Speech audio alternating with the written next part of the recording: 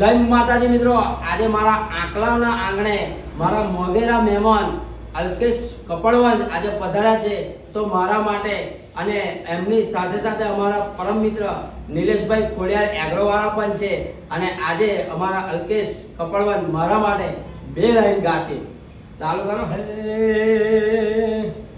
દુનિયા સતીશભાઈની હગીરે નથી. વાહ.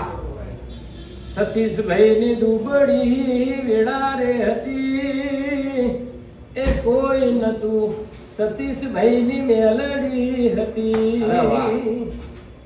ટોણો ખાવાની સતીશભાઈની વેરા રે નથી. વાહ વાહ.